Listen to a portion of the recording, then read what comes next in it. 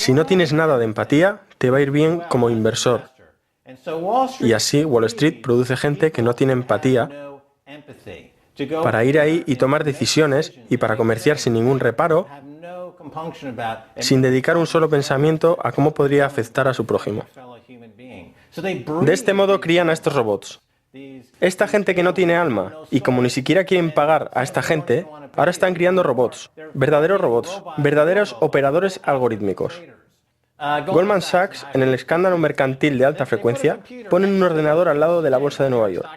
Este ordenador coubicado, como ellos lo llaman, se adelanta a todas las órdenes de compraventa del mercado y golpea el mercado con cantidades de órdenes de manera especulativa y quitan céntimos del mercado. Es como si estuvieran succionando dinero todo el día. Lograron un cuarto del año pasado 30 o 60 días seguidos sin un solo día de bajada. E hicieron millones de dólares cada día. Esto es estadísticamente imposible. Cuando trabajé en Wall Street, las cosas funcionaban así. Todos van arriba para los sobornos. Los corredores sobornan a los gerentes de oficina. El gerente de oficina soborna al gerente regional de ventas. El gerente regional de ventas soborna al gerente nacional de ventas. Es un acuerdo común. En Navidad, ¿quién obtiene el bono más grande en un puesto promedio de corredor? El director de cumplimiento. El oficial de cumplimiento está sentado ahí todo el día. Se supone que debería estar asegurándose de que no estás violando ninguna regla de márgenes y que estás cumpliendo con la ley.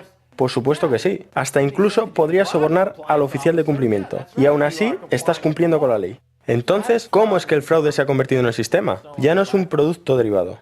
Es el sistema. Es como aquel viejo chiste de Woody Allen.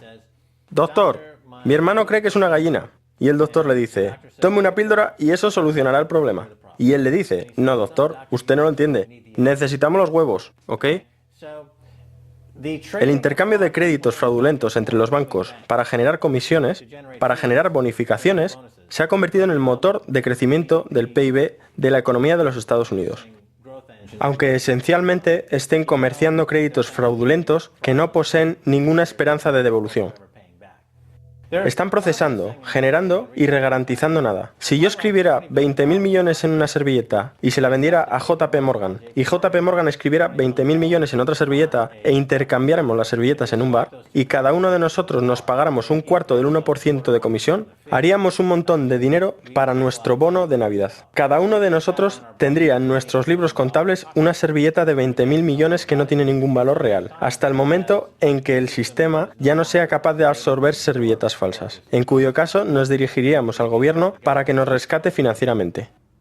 Y gracias a Wall Street y la Bolsa Mundial de Valores, existen en la actualidad al menos 700 billones de dólares de créditos fraudulentos pendientes, conocidos como derivados, aún esperando por colapsar. Un valor que asciende a más de 10 veces el Producto Interior Bruto del planeta entero. Y cuando hemos visto los rescates de corporaciones y bancos por parte de los gobiernos, los cuales, para empezar, cómicamente por supuesto, toman prestado su dinero de los bancos, ahora estamos viendo los intentos de rescate de países enteros por conglomerados de otros países a través de los bancos internacionales. Pero, ¿cómo rescatas a un planeta? No hay país alguno que no esté ahora saturado en deudas. La cascada de incumplimientos de deuda soberana que hemos visto puede ser solo el principio, cuando los cálculos se tienen en cuenta. Se ha estimado que solo en Estados Unidos la tasa de impuestos sobre la renta necesitaría ser elevada al 65% por persona solo para cubrir las tasas de interés en un futuro cercano. Los economistas ahora están pronosticando que en unas pocas décadas el 60% de los países del planeta estarán en bancarrota. Pero, espera, déjame ver si lo entiendo. El mundo está cayendo en bancarrota, o lo que demonios signifique eso, debido a esta idea denominada deuda, la cual ni siquiera existe en la realidad física. Es solo parte del juego que hemos inventado. Y sin embargo, el bienestar de millones de personas está siendo comprometido. Despidos extremos, ciudades campamento, pobreza que se acelera, imposición de medidas de austeridad, cierre de escuelas, hambre infantil y otras medidas de privación familiar. Todo debido a esta ficción elaborada. ¿Qué somos, gilipollas? ¡Hey, hey, Marte, socio! ¿Ayudas a un hermano? Madura, chico.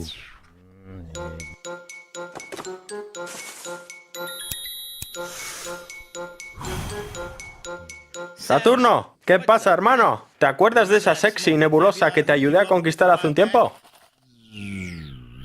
Escucha, Tierra, ya nos estamos cansando de ti. Se te ha concedido todo y aún así lo malgastas. Tienes recursos más que suficientes y lo sabes. ¿Por qué no maduras y aprendes algo de responsabilidad, por el amor de Dios? Haces desdichada a tu madre.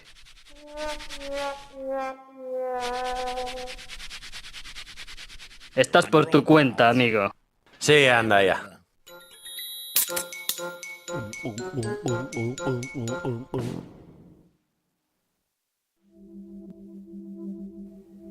Ahora bien, considerando todo esto, desde la máquina de basura llamada sistema de mercado hasta la máquina de deuda llamada sistema monetario, por tanto, creando el paradigma del mercado monetario que define la economía global hoy, hay una consecuencia que conlleva la máquina entera: desigualdad. Ya sea el sistema de mercado que crea una gravitación natural hacia el monopolio y la consolidación del poder, mientras que también genera un puñado de industrias adineradas que sobresalen por encima de las otras sin tener en cuenta su utilidad, como el hecho de que los mejores gestores de fondos de cobertura en Wall Street ahora se llevan a casa más de 300 millones de dólares al año por contribuir literalmente nada. Mientras que un científico buscando la cura de una enfermedad, intentando ayudar a la humanidad, probablemente haga 60.000 dólares al año si tiene suerte. O ya sea el sistema monetario el que tiene una división de clases intrínseca en su estructura. Por ejemplo, si tengo $1 millón de sobra y lo pongo en un certificado de depósito al 4% de interés, ganaré 40.000 dólares al año, sin contribución social, sin nada. Sin embargo, si pertenezco a la baja clase social y tengo que pedir un préstamo para comprar mi automóvil o casa, estaré pagando intereses que en abstracción van a pagar a ese millonario con el 4% del certificado de depósito. Este robo a los pobres para pagar a los ricos es un cimiento, un aspecto intrínseco del sistema monetario, y podría ser etiquetado como clasismo estructural. Por supuesto, históricamente, la estratificación social siempre ha sido considerada injusta, pero obviamente aceptada de forma general, ya que ahora el 1% de la población es dueña del 40% de la riqueza del planeta. Pero dejando la justicia material a un lado, algo más está sucediendo bajo la superficie de la desigualdad, causando un increíble deterioro en el conjunto de la salud pública. Pienso que las personas a menudo están desconcertadas por el contraste entre el éxito material de nuestras sociedades, niveles de riqueza sin precedentes y los muchos fracasos sociales. Si te fijas en las tasas de abusos de drogas, violencia, autolesiones entre niños o enfermedades mentales, claramente algo está yendo profundamente mal en nuestras sociedades. La información que he estado describiendo muestra simplemente la intuición que la gente ha tenido por cientos de años, que la desigualdad es divisiva y socialmente corrosiva. Pero esta intuición es más real, yo creo, de lo que jamás imaginamos. Hay efectos psicológicos y sociales muy poderosos de desigualdad, más relacionados, supongo, con sentimientos de superioridad e inferioridad, esa clase de división. Y tal vez a la par con el respeto o la falta de respeto, personas sintiéndose profundamente menospreciadas, lo cual, por cierto, es por lo que la violencia es más común en las sociedades más desiguales. El disparador de la violencia es frecuentemente el sentimiento de menosprecio y la falta de respeto de las personas. Si hubiera un principio que pudiera enfatizar, sería este. El principio más importante subyacente a la prevención de la violencia es la igualdad. El factor individual más significativo que afecta a la tasa de violencia es el grado de igualdad frente al grado de desigualdad en esa sociedad. Entonces, lo que estamos viendo es un tipo de disfunción social general. No es solo una o dos cosas que van mal mientras la desigualdad aumenta. Parece ser todo, ya sea hablemos sobre delincuencia, salud, enfermedad mental o lo que sea. Uno de los hallazgos realmente preocupantes que hay en la salud pública es nunca jamás cometer el error de ser pobre o nacer pobre. Tu salud lo paga de infinitas maneras. Esto es algo conocido como el gradiente socioeconómico de salud. A medida que desciendes de los estratos más altos de la sociedad, en términos de estatus socioeconómico, por cada escalón que bajas, La salud empeora para tropecientas enfermedades diferentes. La expectativa de vida empeora. Tasa de mortalidad infantil, todo lo que puedas ver. Así que un gran problema ha sido el por qué es que existe este gradiente. Una simple respuesta obvia es que si estás crónicamente enfermo, no vas a ser muy productivo entonces. Razones de salud impulsan diferencias socioeconómicas. No es eso en absoluto. En el nivel más simple, se podría mirar el estatus socioeconómico de un niño de 10 años y eso va a predecir algo acerca de su salud décadas más tarde. Así que esa es la dirección de la causalidad. Lo siguiente es perfectamente obvio. Los pobres no pueden darse el lujo de ir al médico. Es acceso a la asistencia médica. No tiene nada que ver con eso, porque se ven estos mismos gradientes en países con asistencia médica universal y medicina socializada. Siguiente explicación simple. En promedio, cuanto más pobre seas, más probable es que fumes y bebas, y todo tipo de factores de riesgo relacionados con el estilo de vida. Todo eso contribuye, pero estudios minuciosos han demostrado que esos factores explican alrededor de 1/3 de la variabilidad. ¿Qué queda? Lo que queda tiene muchísimo que ver con el estrés de la pobreza. Cuanto más pobre eres, empezando por la persona que gana $1 menos que Bill Gates, cuanto más pobre eres en este país en promedio, peor es tu salud. Esto nos dice algo muy importante. La conexión entre la salud y la pobreza no es por ser pobre, sino por sentirse pobre. Cada vez más se reconoce que el estrés crónico tiene una influencia importante en la salud, pero la fuente de estrés más importante es la calidad de las relaciones sociales. Y si hay algo que disminuye la calidad de las relaciones sociales, es la estratificación socioeconómica de la sociedad. Lo que la ciencia ha demostrado ahora es que independientemente de la riqueza material, el estrés de simplemente vivir en una sociedad estratificada conduce a un enorme espectro de problemas de salud pública, y cuanto mayor es la desigualdad, peores son los problemas. Esperanza de vida, más alta en los países más igualitarios.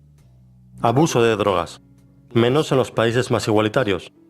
Enfermedad mental, menos en los países más igualitarios. Capital social, es decir, la capacidad de las personas de confiar en los demás, naturalmente mayor en los países más igualitarios. Resultados educativos, superiores en los países más igualitarios. Tasas de homicidio, menos en los países más igualitarios. La delincuencia y los índices de encarcelamiento, menos en los países más igualitarios. Y sigue y sigue. La mortalidad infantil, obesidad, tasa de nacimientos de madres adolescentes son menores en países con más igualdad. Y quizá lo más interesante, innovación. Es mayor en países con más igualdad.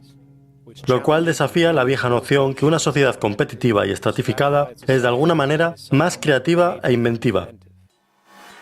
Además, un estudio realizado en el Reino Unido llamado el Whitehall Study confirmó que hay una distribución social de enfermedad a medida que vas desde la cima de la escalera socioeconómica hacia abajo.